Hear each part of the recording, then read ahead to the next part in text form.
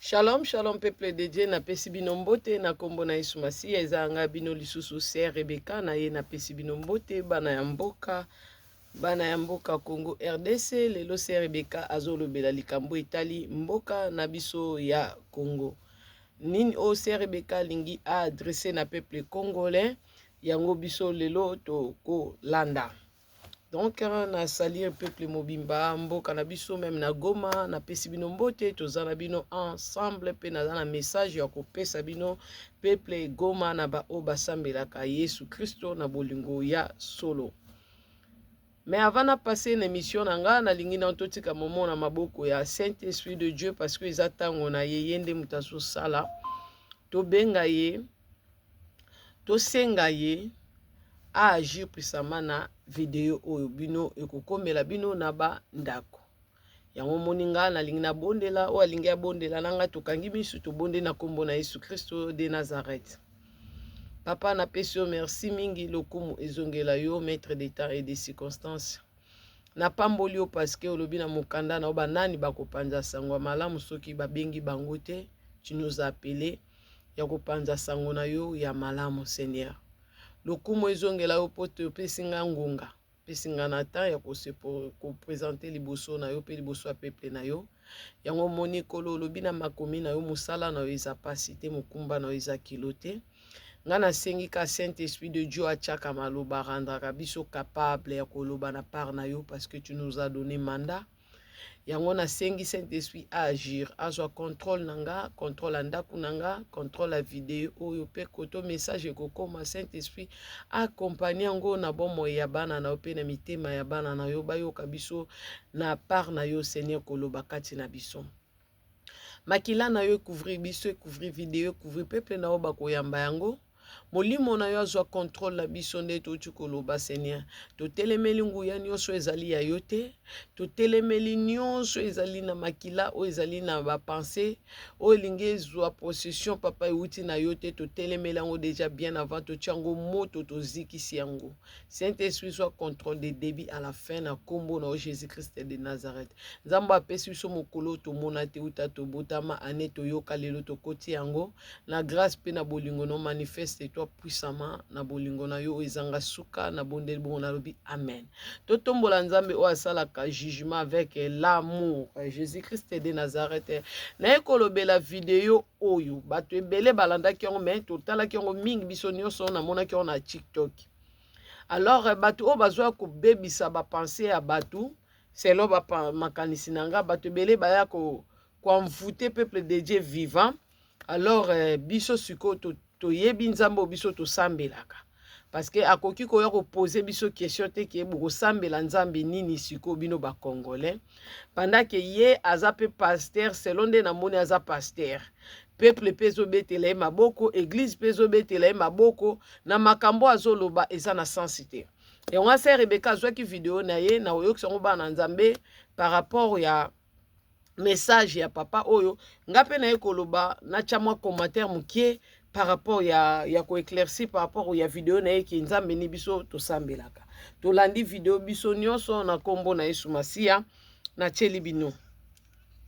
Maintenant, le président Tshisekedi, quand il est venu au pouvoir, à son premier mandat, il allait dans un stade, le plus grand stade de Kinshasa. Et il a dit, je confie mon pays entre les mains de l'Éternel et à Israël. Vous comprenez ça? Maintenant, lui qui a confié son pays à Israël, il a en guerre contre un petit pays à côté. Et qu'est-ce qu'Israël fait? Israël a choisi de soutenir son ennemi contre lui. Parce que Paul Kagame allait voir le président, le premier ministre Benjamin Netanyahu. Netanyahu a dit qu'il va soutenir le Rwanda dans sa guerre contre la RDC. Alors maintenant, mes frères de la RD Congo, écoutez-moi. Dites-moi maintenant, vous allez invoquer quel Dieu qui va vous délivrer? Dites-moi ça. Le Dieu d'Israël que vous invoquez, Israël a déjà choisi son camp, il a choisi le camp de l'ennemi contre vous. Et vous continuez de dire le Dieu d'Israël, le Dieu d'Israël. Pensez-vous qu'il va cessez d'écouter son peuple. Vous dites que ce n'est pas vous. Vous dites que c'est les autres qui sont le peuple de Dieu. Que c'est les autres là qui sont le véritable Israël. Si c'est eux, alors Israël marche toujours avec son Dieu. Donc Israël maintenant s'est levé et a choisi de se mettre dans le camp ennemi contre vous. Vous allez invoquer quel Dieu maintenant pour vous délivrer. J'espère que tout le monde a compris le message de notre papa. Papa, elle a dit que notre président de la République Congo, elle a allé à stade, comprenez-moi français, il y a des difficultés, mais comme papa il parle français, pour qu'il comprenne un peu qu'est-ce qu'on dit. Mais j'espère que vous allez m'aider dans les commentaires. Papa, il a dit notre président, il est parti dans le stade de Martine pour présenter Congo à RDC, donner ça à Dieu d'Israël. Alors maintenant, Dieu d'Israël a choisi nos ennemis pour nous attaquer. Donc, comme Israël, il est parti pour soutenir le Rwanda. Maintenant, nous, les Congolais, comme on prie le Dieu d'Israël, mais maintenant, quel Dieu, maintenant, on va prier. On va continuer encore à invoquer le Dieu d'Israël, parce que Dieu d'Israël nous a rejetés, nous, les Congolais. Elle a choisi nos ennemis qui est Rwanda pour nous assassiner, quoi. Alors, quand j'ai entendu ça, j'étais vraiment déçu de cette prédication de papa qui prêche qu'Israël, il a quitté son pays pour soutenir les Rwandais, pour détruire le Congo. Maintenant, notre président qui a dédié les pays au Dieu d'Israël, maintenant, quel Dieu nous, les Congolais, on va prier maintenant? Quel Dieu que nous, on va l'invoquer pour qu'il vienne pour nous délivrer? Alors, dans cette vidéo, pour que je sois à l'aise, parce que je ne parle pas vraiment français bien, il y a beaucoup de gaffes. Déjà, toi-même, tu sens que cette dame ne parle pas bien français, débris, mais pour faire vidéo tout de début à la fin à la français, vraiment, je ne vais pas arriver de classer mes mots comme je voulais parler bien en lingala. Mais j'espère que mes frères, mes sœurs aussi qui parlent bien français, ils vont comprendre cette vidéo, qu'il va venir vous répondre à français. Mais moi, pour que je me mette à l'aise, je vais parler à lingala. J'espère pour le peuple congolais qui a compris cette vidéo, mais il parle aussi lingala. Il y a un moni qui na éclaircir bino par rapport à cette vidéo oyo ndenge balobi na biso awake ba congolais bakei kozwa mboka na bango pona ko dédier yango ko pesa yango na nzambe ya Israël. Alors nzambe ya Israël a abandonné lokola biso ba congolais ake ko soutenir Rwanda. Rwanda oazali ennemi ya ba congolais. Israël a ke soutenir ye po baboma biso ba congolais. Siko papa eko poser biso mituna ke sikoyo boko évoquer nzambe nini. Yango moni ke mama Rebecca na lisungi ya Saint-Esprit na kotika peuple de Dieu boitepe na yebi ke biso nzambe biso to bondelaka bango ye selon ndenge atambola na église na selon pasteur oyo atambola na musuni. Donc nzambe oya evokaka papa na nimboka na yango na Israël oyo Rwanda kesenga aide kuna bandimi basali ba corps ba soutenir Rwanda. Alors ye nzambe na yavanda na mboka wana. Mais biso lelo comme ba congolais faut que à savoir que nous on est peuple conscient. Et si Kazali elle va prendre mukanda na Samuel. To bandana na Samuel. Natangi to longoli yango natangi mukanda ya 1 Samuel bino bisiko bozali na ndaku bozwa Samuel. Oui, 1 Samuel 3 to bandana 3 à 11. Ngana bandi na 1 Samuel 3 na banda pe kotanga na 3 jusqu'à 11. Natangi na kombo na Jésus-Christ de Nazareth notre parole pour nzambe na biso azali loba. Samuel pe azalaki kolala na ndako ya Yahweh pene ya sanduku ya boyokani. Pona tanga Biblia lingala mwinda ya nzambe ezalaki nanu kopela. Yahweh abengi Samuel pe ye azongisi ngai oyo. Akei mbangu epai ya Eli. Alobi na ye ngai oyo. Yo moto obengi ngai? Eli azongisi nabengi yo te, zonga kende kolala. Boye Samuel akei kolala. Nasuka na 5 napesa na explication. Ça veut dire awa nzambe nde azobenga Samuel papa. Nzambe biso ba Congolais to sambelaka. Aza ko invoquer Samuel, peuple de Dieu. Nzambe abengi Samuel. Samuel alamuki. Samuel tongo lamuka amona nzambe te. Amoni nzambe te. Samuel atelemi akepa Eli. Akanisi mungongo ezobenga ye eza Eli. Me nzambe atelemeka wana esika azobenga Samuel. Me Samuel amonaki ye te. Samuel akepa Eli alobi Eli obenge Eli alobi zonga ke kolala ngai na bengi yo te. Tokomi na 6. Yawe abengi ye mbala ya mibale. Samuel pe ye atelemi akei epai ya Eli. Alobi na ye ngai oyo. Yo moto bengi ngai. Eli azongisi na bengi yo te mwana. Zonga kende kolala. Samuel azongi susu ake kolala. Wane yaki deuxième fois. Samuel ayebaki te ezali Yawe moto a bandaki kobenga ye. Pamba te ti tango wana Yawe asololaki nanu na ye te. Même mungongo na nzambe pour comprendre ngo faut la spirituel.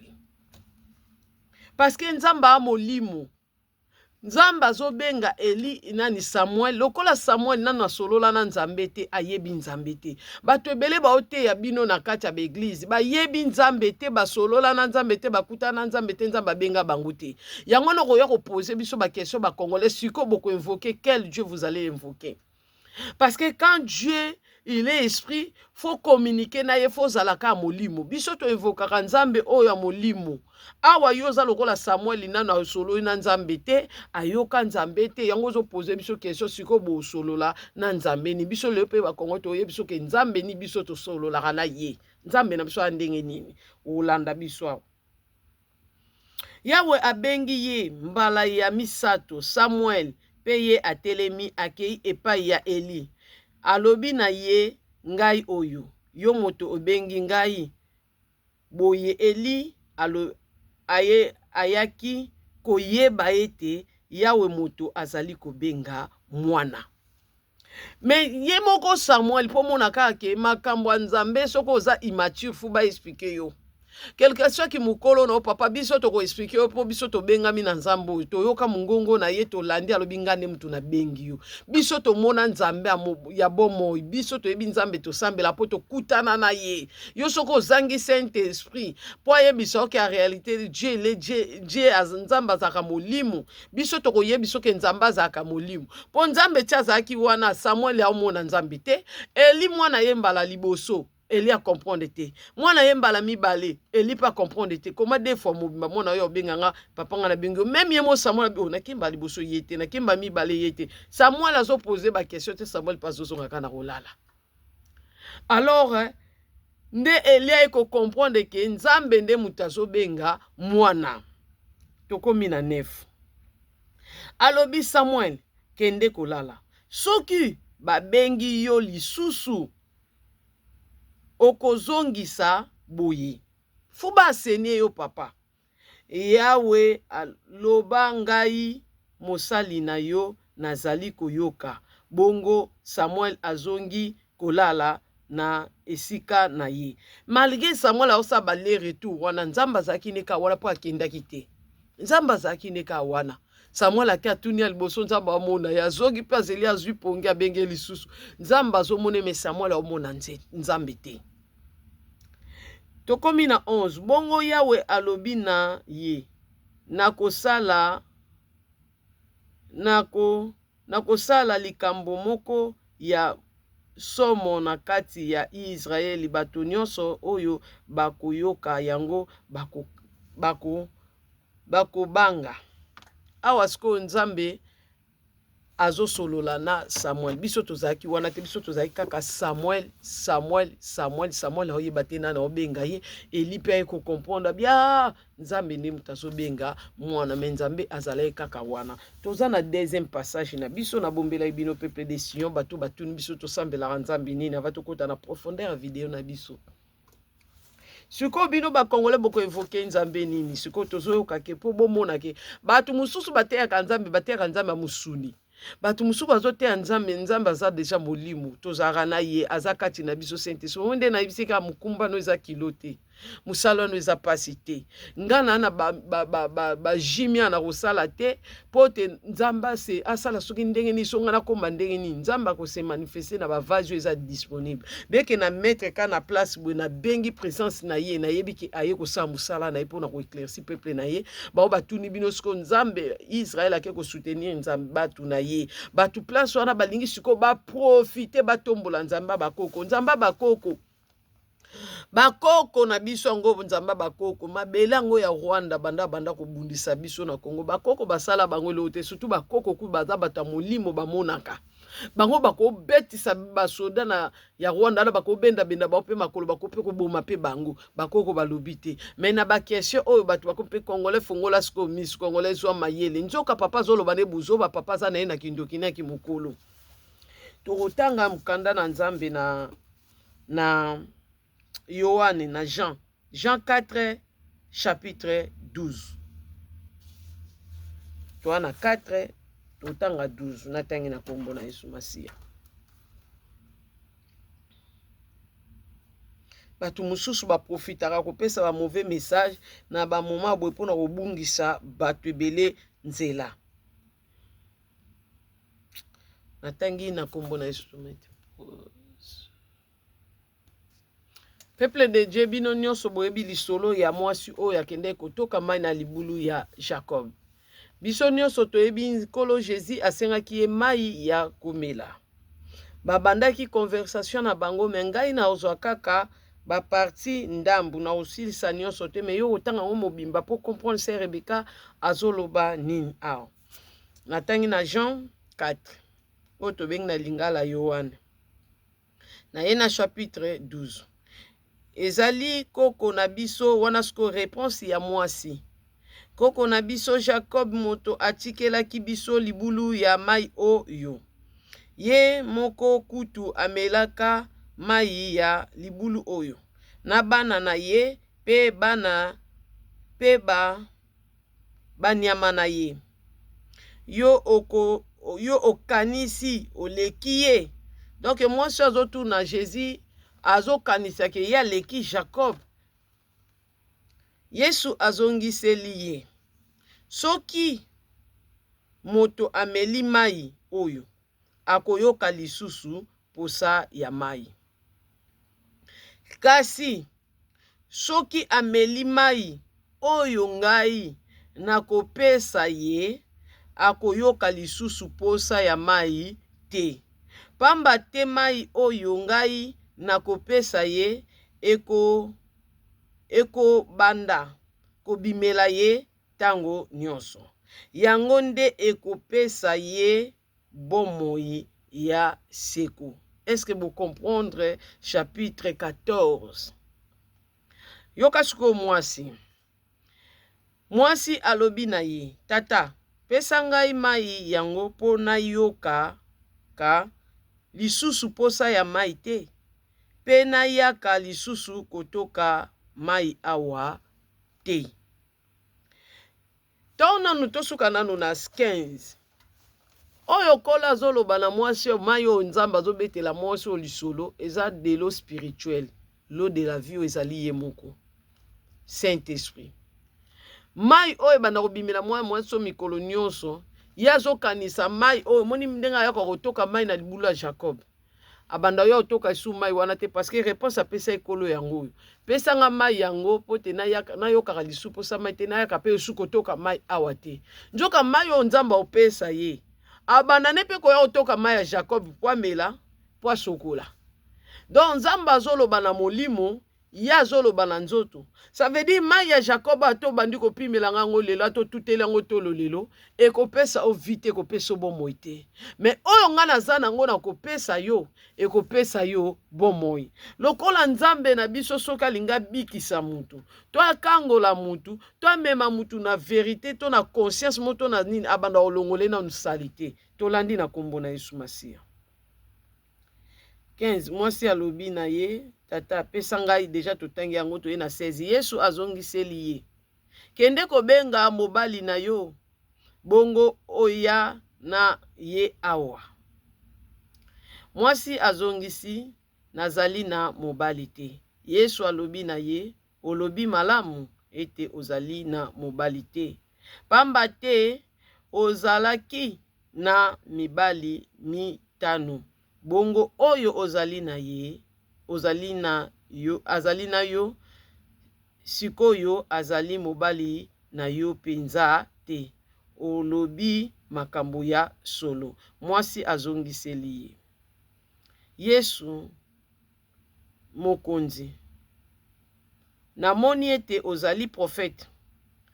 Bakoko na biso ya Samari bazalaki kosambela nzambe na bango oyo, kasi bino bayuda bolobaka te basengeli kosambela nzambe kaka na Jerusalem.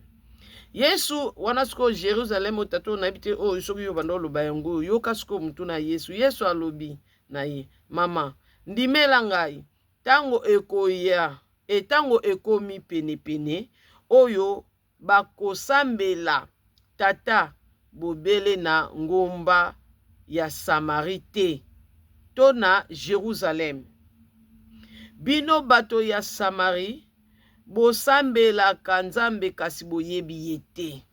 Ndenge papa nazo te ya église azo poser biso ba question ba congolais bosambela sikoyo nzambe nini to landa sikoyo boyebi ye te. Biso bayuda toyebi nzambe oyo tosambelaka, pamba te nzela ya kobika ewuti na bayuda.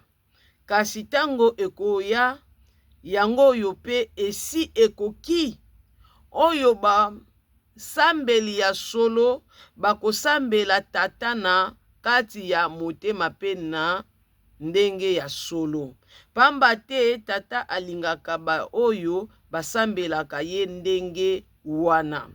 Nzambe azali molimo, pe bato oyo basambelaka ye esengeli basambela ye na kati ya motema pe na ndenge ya solo. Bible lobi nzambe azali molimo.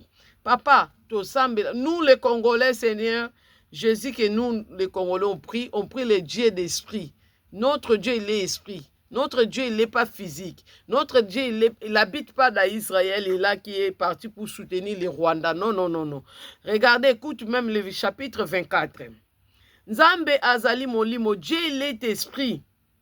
Pe bato oyo basambelaka ye, les gens qui prient le Seigneur Jésus, esengeli basambela ye na kati ya motema. Nous, les gens qui prient, les Congolais qui prient le Seigneur, on prie Dieu dans les cœurs parce que Dieu est l'esprit. Paix en vérité.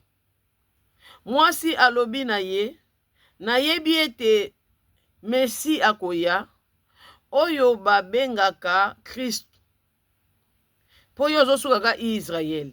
Na yebite nzambe ya Israël lobi Israël nzambe soka ke soutenir na yebite notre Seigneur Jésus-Christ yo nde muto monaki ye ake ko sa alliance na Rwanda pour na peuple na biso pour yo reposer biso question maintenant vous allez prier quel Dieu. Je comprends même pas. Tango ye akoye bisabino makambo nyonso. Yesu azongiseli ye, ngai oyo nazali kolobana yo. Nazali Messi. Na tango wana bayekoli ya Yesu bazongi. Bakuti ye azali kosolola na mwasi. Bakamwaki mingi penza. Kasi ata moto moko te atunaki Yesu soki azali koluka nini. Moto ezela. To pona nini azali kosolola na ye. Mwasi atiki akei koluka. Donc mwasi atiki iluku na ye wana pe akei kobenga bato alobi na bango. Donc bino bokosilisa mobimba parce que nga na vidéo oyo eza l'essentiel oyo nga na bandai koluka yango wana bino nyonso boyoki. Maintenant vous les Congolais vous allez prier que le Dieu. Notre Dieu c'est esprit. Nous on prie Jésus-Christ pas physique qui habite dans Israël. Nous on prie le Dieu des esprits. Donc notre Dieu est l'esprit. Les gens qui vont prier le Dieu des vivants, il va prier en esprit, il va rentrer en contact avec lui en esprit. Tu vois, Dieu, il l'appelle Samuel, il réveille, il ne voit pas Dieu. Il ne voit pas Jésus. Donc, c'est parce qu'à l'époque, là, on n'appelait pas Jésus-Christ de Nazareth, on l'appelait Yahweh. Donc, Samuel, quand il réveillait, il ne voyait pas Yahweh. Alors, laisse-moi te dire que notre Dieu, que notre président est là, Dieu des pays, c'est Jésus-Christ de Nazareth, le Dieu d'Israël. Le Dieu d'Israël, là, ce n'est pas Israël physique que toi, tu vois qu'il est parti soutenir le Rwanda. Non. Nous, on prie le Dieu des vivants, mais Dieu, il est esprit. On le prie dans notre cœur, paix à vérité. Donc, Jésus, il est spirituel. Notre Dieu que nous, on prie, il est spirituel. Parce que même la Bible, même des Jean 4, 12 jusqu'à 24, nous a expliqué clairement que Dieu est l'esprit. C'est le Dieu. Papa Nazaka limité botika ngana vanda. Botika na sa vidéo la lingala. Ozo sa vidéo bien té. Na limité. Français ça ya ba français a to que dans sona ba sina banine. Yo pas diversion zo ko luba makam na biso ko na français depuis que yo kota mam na biso autour na biso nzambe ni biso to sambela. Hein? Ba c'est qui mama beka bindo luba français te botika. Yo saka vidéo na français boye ozo luba makam na za limité. Na au moins ndenge na obanda papa ko démarrer basi ya bafrère na biso baya na obengisa je baka o populaire la français na otinde o je baka vidéo na biso ko vanda ki mete ko lo baloba pesa yesu ya nzambe te so na obengela nani obengele servante oh maman beka invoquer servante azara ya nzambe te bango ne ba français. Je connais beaucoup les servants de l'Éternel qui parlent bien français, hein, qui peuvent venir répondre cette pas français parce que moi j'ai des difficultés des mots de parler en français, des vidéos de commencement de début jusqu'à la fin là. Je vais pas arriver, hein. Alors notre Dieu Jésus-Christ de Nazareth, il est spirituel.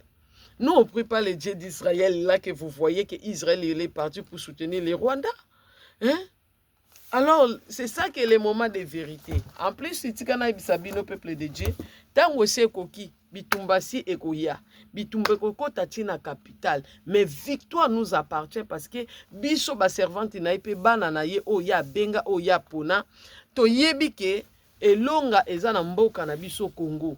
Victoire eza na mboka na biso Congo. Soki bo se souvenir na ba vidéo o biso nga na banda ne bandeli, même na ko tiango na ba YouTube, ko tiango na TikTok so kiti na se okomona ke to signalaka bino déjà que ba Rwandais ba vivaka déjà na Congo et surtout na Gombe to pesaka déjà commune o bango bazali to pesaka déjà mboko bango bazali ko vanda pe muta mona pe kutu révélation na zaki serment ko to zalaki ne ensemble ba Rwandais bazalaka déjà na Congo bazelaka kananga nanga babanda bitumba biso to yebi mais bitumbo bango bazo vovwa na boye basala na biso na mboka Congo bande ko na zwa révélation mona ebisa bino ke on a telemi lo quoi exemple na Pascal jusqu'à bikalbitu se ba bi quartier 1 Petro Congo kuna na njili wana nazo mona polele donc banda ko bukani bibembe makila donc polele penza. Ça veut dire nga naza mwana on a ibi ba province c'était na botamika na commune na Kinshasa na ka na ville wana na capitale nazo mona ndenge bitumba ezalaki. Ça veut dire ko landa la kisanga ndenge bitumbe kozana na mboka.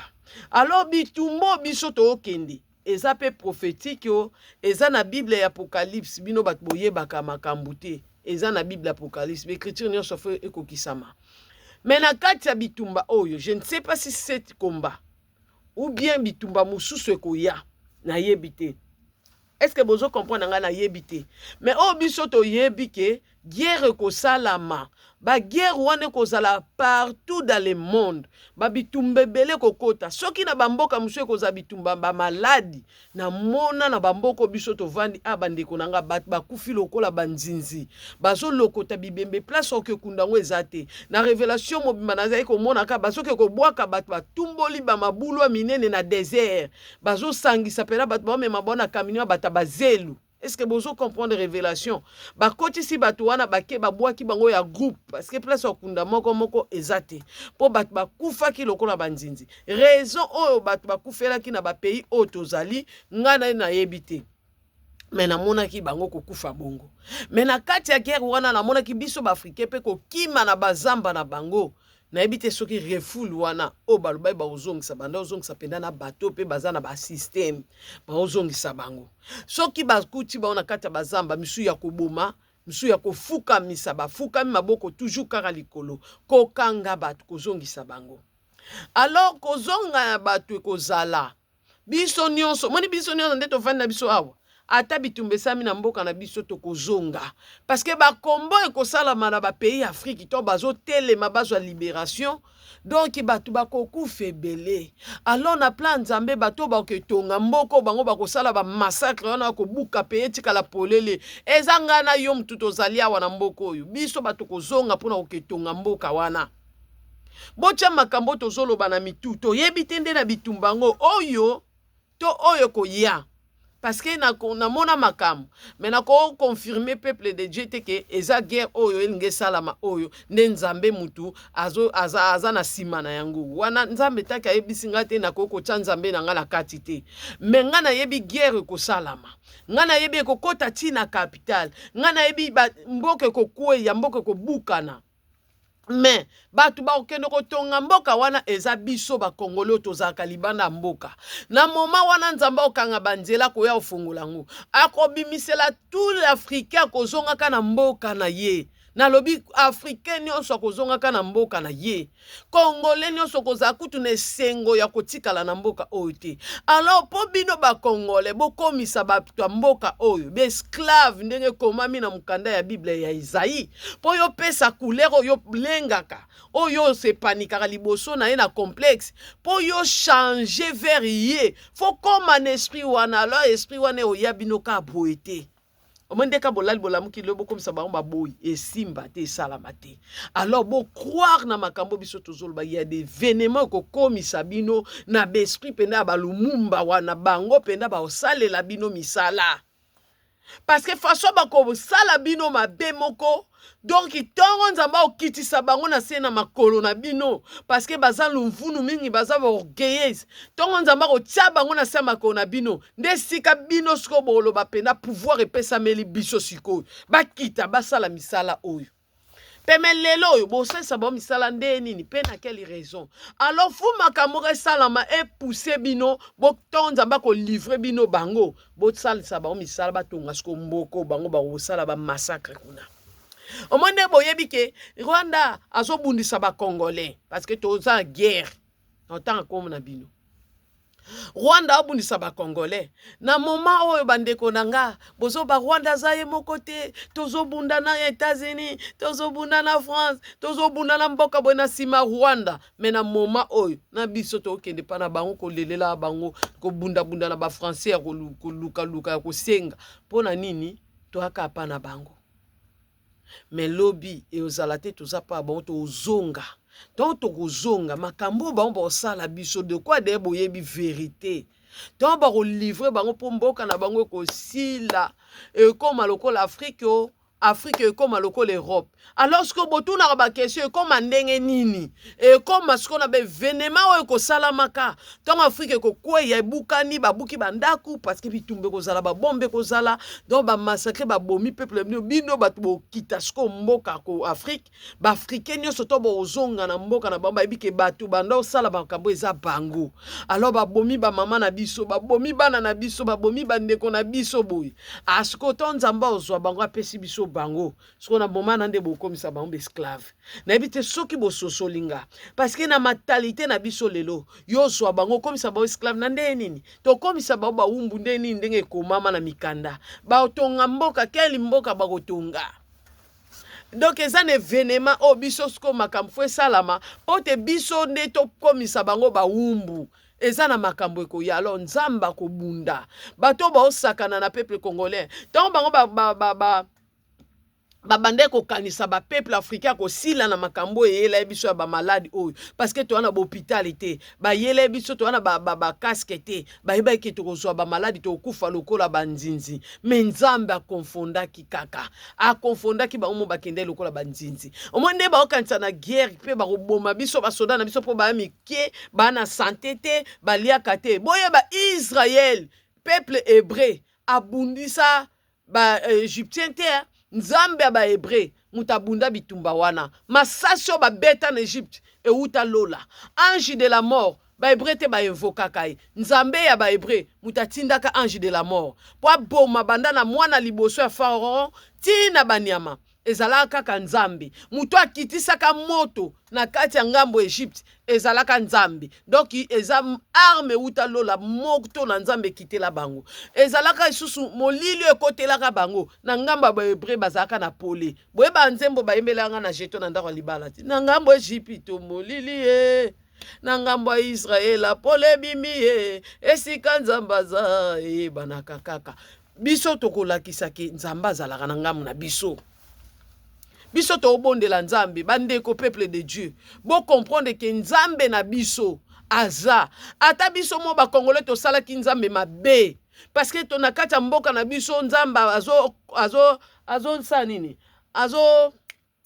azotalisa biso mabe na biso oyo biso moko tosali na ye futo se repentir bakongolais alobi na biso bakoko na biso bakunda batu bavierge mibimba bakenda basacrifice bobosa te président biso kalaba isasi tosala alliance na ennemi mpo na mboka oyo biso ezala na mpe me mboka wana ezalaki ya ye to akende kotraitela alliance na ennemi alors bino mpona badiscours wana bosalela barepentance te le jour wana nga na tomboki awa na ndako nazwi drapeau na bandi kolela to makambo ya Goma ezo bato bazotya boye bato bazolela nga mpe na tomboki na binzambo obundelaka peuple hébreu oza olobaki biso toza baisraélite ya solo ke peuple congolais nde azalaka vrai israélite sikoyo toza bapeuple no original mpona nini otiki biso kota likambo na biso pesa basoda na biso makasi kolo osalela biso ngolu grâce nazobondela masuma bakoko na biso ezoganga enzamba ekosala nga grâce navandi ka abonani na méditer ameminga place mosusu totangi na kombo na Yesu Masiya bana Goma toza na bino ensemble prier oyo nzamba Israël apesi bino bana Goma yango oyo prier oyo nzamba Israël le créateur de toutes les choses, mokonza l'univers, maître de l'humanité, le Dieu d'Abraham, d'Isaac et de Jacob.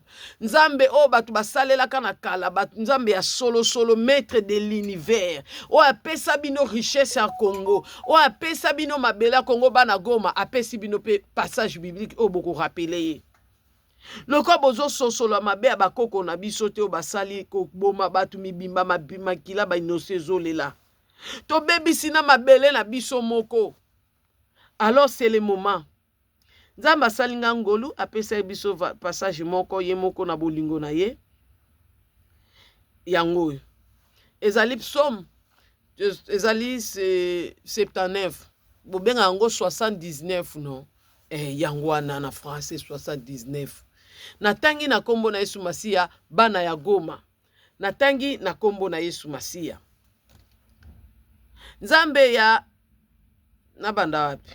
Ngapi na banda na ba grimace mena etaza na ba difficulté tanga na tanga douce bafula kita nzambe ya a chaf yango na Bible pesa biso papa nzambe banguna bakoti tala nzambe ndenge penda sololaka na biso ya biso nzambe aza molimo otika kombriyaka biso tozolela makambo ya Goma tolela makambo ya Goma nzambe tala masumu na biso tala mabe bakoko na biso tayoka biso mawa tala passage apesi biso oyo tokobondela ye nzambe banguna bakoti na mabele na yo tala nanu vraiment nanga moto na banda otanga bala na nzambe na leli tellement oyebi makambo ya Goma ntango olela mpe na prière oza mpe na tidi ya kolela siko nzambe arépondre yo mpo nzambe asolola na bato mosusu na Bible aosola na yo boye na Bible ayebi so mpe kende abo osolola na nzambe na Bible siko oza bato mosusu na voix audible soki alinga lobelo na Bible lobelo na Bible na vo audible ayepe so passage biblique na ndoto opesa o bazana nzambe eza kulikamba ko expliquer bango te bayebi na lelaki na miyoki pena mawa na biye uzana biso wana posa to luka yo oza posa to expliquer yo na ngamona comme loko azoba abibo to sambela buyi nzambe banguna bakoti na mabele na yo bapanzi Jérusalem pe babebisi ndako na yo ya bosantu bapesi bibembe ya basali na yo na bandeke pe banyama ya zamba moto ya kokunda bango azali te basopi makila ya bato na yo bozo yo kesko siko nde na bande kolela nde balobi bato bakufi be na Goma senga mawa lokola mai bapembeni nyonso ya Jérusalem bamboka ya penepene ezali kofinga biso ekomisi biso eloko ya kosakana wona papa pe message ne ekana kati ngana na ndoko lela na ba papa ta papa ndenga zoloba na biso na komela kwa zoba ta papa ndenga zoloba na biso ke biso ba to sambe su nzambe nini donc njoka zo chola biso ça le savoir que bino ba congolais cette fois-ci vous allez prier quel Dieu maintenant parce que Israël a choisi son camp maintenant vous allez prier quel Dieu parce que votre président a choisi de dédier les pays dans les dieux d'Israël hein maman Marie ozoyoka français bana ovene TV ozoyoka français papa ekoluka makambo wana message nzamba pesi bino botanga Bible botanga bola na mama bekata sekisaka totanga Bible bapesi so passage na Psaume 79 Yawe kanda na yo ekosila tango nini zuwa na yo ezali kozikisa biso lokola moto ebongi osilikela bikolo oyo eyebi yo te pe bakonzi oyo bakumisaka yo te pamba te basilisi Israel ozoyoka basukoli mboka na yo mobimba tika kolanda mabeye oyo bakoko na biso basalaki bakoko na biso ndenga revela biso ke tolela pona mabele na biso mboka ke bakunda batu mibimba basa ba sacrifice ba vierge batu abomo bachaba na mapiri wana bakenda ba sacrifice pona ovandisa bokonzi na bango alors biso tolela mawana nzambi siko yoka na Bible meme biso toyebisa eke atika kolanda masuma bakoko na biso wana ba president biso basala na bakoko na biso basala ayokela biso mawa yaka kosalisa biso zongelisa kozelisa yaka kosalisa biso kozelisa biso te pamba te ebebeli biso penza nzambe penda yebi penza robebela biso bakongole papa yebesa ko bebela biso bakongole bebeli biso nzambe yokela nga mawa yokela biso mawa ebebeli biso Nzambe mobikisi na biso salisa biso longola biso na bowumbu pe limbisa mabe na biso po toko ka kokumisa yo Nzambe na biso pona nini banguna batunaka wapi Nzambe na bango ozomona mutuna papa eza na 10 donc ndena lelaki na video nazolakisa papa na video na maloba video sente soza ki nena nga na oyoka total apiza na memoka place yo ozo biya dombala moko donc na 10 banguna baotuna wapi Nzambe na biso ne papa po boyoki atunike maintenant vous les Congolais vous allez prier que le Dieu Saint-Esprit yokaki bazotuna wapi Nzambe na bango lakisa biso ndenge opesaka etumbu na ba oyo batangisaka makila ya basali na yo Goma yoko zwa pende etumbu ya makila oyo tangisi ya peuple ya Nzambe soki nini Rwanda yo makila oyo tangisi na Goma wana Rwanda yoko zwa etumbu na yango kitao mata président na toko mona la rétribution du méchant boko mono Nzambe na biso osala na ba pays o biso tozali boko mona façon Nzamba ko sala angelo ayaki ko sopa ba maladi ya ndenge na ndenge ayako sopela ngo koto oyo boko mona Nzamba bo santu peuple congolais botanga bino mokutu video esili. Botanga psaume 179, 79, 7 et 9, 179. Botanga. Donc vous les étrangers, vous qui parlez que maintenant vous les Congolais, vous allez prier quel Dieu. Alors notre Dieu va agir. Notre Jésus va agir. Mais demain, vous allez voir que les Congolais, les vraiment peuple choisi de Dieu. Que vraiment les peuples juifs, que vous parlez, vous pensez que c'est Israël physique. Vous allez comprendre que Israël spirituel, ce sont les Congolais. Vous allez comprendre dans les jours à venir. Quand je parle doucement, je vais faire moins de gaffes. Quand je parle comme ça, là, je vais faire beaucoup de gaffes. Alors demain, vous allez comprendre. Nous, on va prier notre Seigneur Jésus. Balobi bao basambela nzambe bakumise en esprit et à vérité. Nous, on va prier notre Seigneur Jésus en esprit et à vérité. Et demain, vous allez nous demander encore.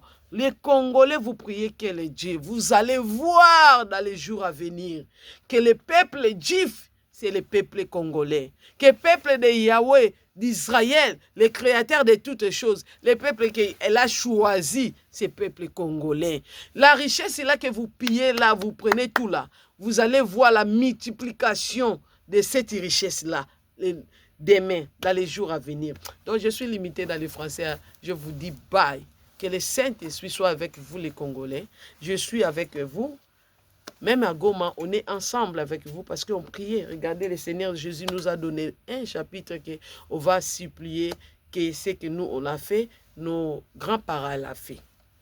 Nzamba Bosanto, Apambola Bino. Je vous dis merci. On est ensemble, on plaire avec vous. Que Nzamba Israël, on a la lalaka na butu peuple de Sion, drapeau o yuzaka na mabele, na moni nenge batomboli yango. Congo ekotombwama ata bitumbe kokotela biso na capitale ata bakoboma bakosilisa biso te mais lobi bokomona rétribution du méchant vraiment na nzambe apesa biso mabele ya Congo toza toujours ko invoquer ye c'est lui le créateur de toutes les choses maître de l'univers il est vivant il est ressuscité il est puissant il va agir. Il va agir. Notre Seigneur, il voit tout ce qu'on fait, même dans les secrets. Dieu, il voit tout, mais elle va agir. Je vous laisse. Je vous dis bye. Que le Dieu, grâce du Seigneur, vous protège dans vos maisons. Que Nzamba Israël a consolé mes tema ya ba o ezoki o bande kona bango ba kufina Goma pe ba soda o bazaka na kini batiki ba na bango ba ofele ba kende ko bunda pona mabele na biso misusu bazongi te. Que le Dieu d'Abraham, d'Isaac et de Jacob a protégé bino botika ko profiter na boccasion pona ko lakisa batu un faux Dieu na peuple que Nzambe ya bakoko banda pe ba makampe banda. Soki Nzamba lola ya Israël, le créateur de toutes les choses, ayokel biso na numawate. Kasi bonga Nzamba bakoko asala. Andakala Nzamba bakoko asala te. Gloire ekozongela ka na Nzamba bomoi. O azobikisa biso na makambo ezoya. Aobikisa biso bitumbo ye pas na sima no poto so libération. Pour libérer biso pas frapper banguna na biso. Nzamba osala, je vous dis bye, je vous aime beaucoup.